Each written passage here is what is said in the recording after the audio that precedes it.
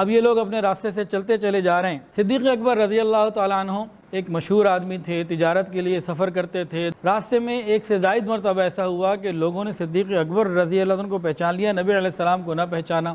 اللہ کی حکمتیں ہوتی ہیں۔ تو کسی نے پوچھا بھئی آپ یہ کون ہے ساتھ؟ تو صدیق اکبر رضی اللہ عنہ نے جواب دیا یہ وہ شخص ہیں جو مجھے راستہ دکھاتے ہیں۔ وہ یہ سمجھا کہ شاید یہ زمینی راستہ بتا رہے ہیں، اور ان کی اصل نیت مراد یہ تھی کہ راز بھی نہ کھولے اور مراد یہ ہو کہ مجھے جنت کا راستہ، سیدھا راستہ، ہدایت کا راستہ بتانے والے ہیں۔ یہ جا رہے ہیں تو ایک صحابی جو اس وقت تو خیر مسلمان نہیں تھے، سراقہ ابن مالک رضی اللہ تعالی عنہ، یہ پہنچ گئے۔ ان کا واقعہ اس طریقے سے ہوا، یہ اپنی مجلس میں بیٹھے ہوئے تھے، کسی نے آگے خبر دی اور آگے کہا کہ میں نے ساحل کے راستے پہ دیکھا ہے کچھ لوگوں کو، تو مجھے لگتا ہے کہ وہ محمد رسول اللہ ہی ہیں۔ حضرت سراقہ ابن مالک نے کہا نہیں وہ نہیں ہوں گے، پتہ نہیں کوئی اور ہوں گے۔ کہتے ہیں دل کے اندر سے مجھے یقین آ گیا کہ یہ وہی ہیں، لیکن مجھے 100 اونٹوں کا لالچ تھا کہ مجھے 100 200 اونٹ ملے۔ میں نے اس کی توجہ بھی ہٹائی اور اہل مجلس کی توجہ بھی ہٹائی کہ کہیں اور ہی نہ نکل آئے۔ اس کے بعد اپنی باندی کے پاس گیا، میں نے کہا دیکھو میرا وہ گھوڑا بہترین جو تیز رفتار ہے نا، اس کو فلانی جگہ ذرا وہ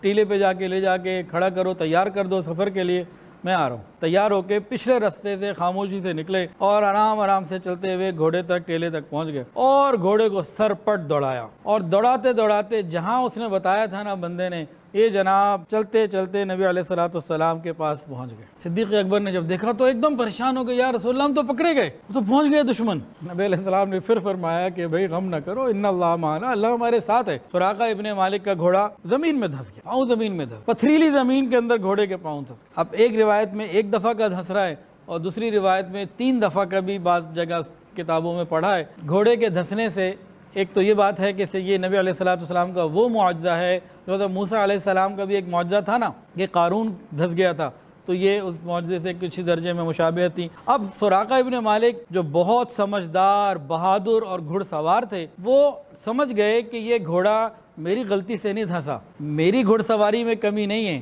یہ آگے جانے والے جو ہے نا ان کا معاملہ ہے، ان کی دعا یا بد دعا ہے، ادھر سے کچھ سلسلہ ہے۔ تو یہ جو ہے نا پھر قائل ہو گئے کہ نہیں، اب مسئلہ ایسا ہے کہ میں اپنی امان مانگ لوں۔ نبی علیہ السلام کے پاس آئے، 2-3 سوال و جواب ہوئے، اس کے بعد نبی علیہ السلام کو انہوں نے بتایا آپ کے لیے 100 اونٹوں کی انعام ہے، میں اس کے لالچ میں آپ کے پاس آیا ہوں، اب آپ مجھے جو ہے نا ایک امان لکھ کے دے دیں۔ تو اس وقت حضور پاک صلی اللہ علیہ وسلم نے امن کا پروانہ حضرت سراقہ ابن مالک رضی اللہ عنہ کو لکھ کے دے دیا۔ یہاں سے معلوم ہوا کہ سفر میں کاغذ اور قلم کا ساتھ ہونا یہ بھی نبی علیہ السلام کی سنت تھی۔ اب سراقہ ابن مالک رضی اللہ تعالیٰ عنہ کو نبی علیہ السلام نے فرمایا سراقہ اس وقت تمہارا کیا حال ہوگا جب تمہارے ہاتھ میں کسریٰ کے کنگن ہوں گے؟ یقین کی باتیں، حال ابھی یہ ہے کہ اپنے گھر میں دشمنوں نے رہنے نہیں دیا، دوسرے شہر جا رہے ہیں، راستے میں ہیں۔ اللہ کی باتوں پہ یقین ایسے ہوتا ہے۔ اور جب امیر المومنین حضرت عمر فاروق رضی اللہ عنہ کی خلافت کا زمانہ تھا، بہت سارے ملک فتح ہوتے رہے، کسریٰ کا ملک بھی فتح ہوا، اور اس کے زیورات اور بہت ساری چیزیں جب مدینہ طیبہ آئیں تو لوگوں نے آگے بتایا کہ ایک کنگن ہے کسریٰ کے۔ فاروق اعظم نے جیسے ہی سنا کہا بلاؤ سراقہ کو بلایا، پہنائے اور کہا سب کو دکھا دو کہ صدق رسول اللہ صلی اللہ علیہ وسلم، کہ اللہ کے نبی نے جو پیشن گوئی کی، جو بتایا وہ سب پورا ہوا۔ یہاں میں آپ سے ایک سوال پوچھتا ہوں کہ نبی علیہ السلام کی اس بات کا ہمیں پورا یقین ہے، تو بالکل اسی طرح ہمیں اس کا یقین رکھنا چاہیے جو سود کھائے گا تباہ ہوگا، جو جھوٹ بولے گا ذلیل ہوگا، جو نماز نہیں پڑھے گا رسوا ہوگا، جو زنا کرے گا ذلیل اور رسوا ہوگا، دنیا میں بھی تباہ ہوگا، آخرت میں بھی تباہ ہوگا اگر توبہ نہ کی۔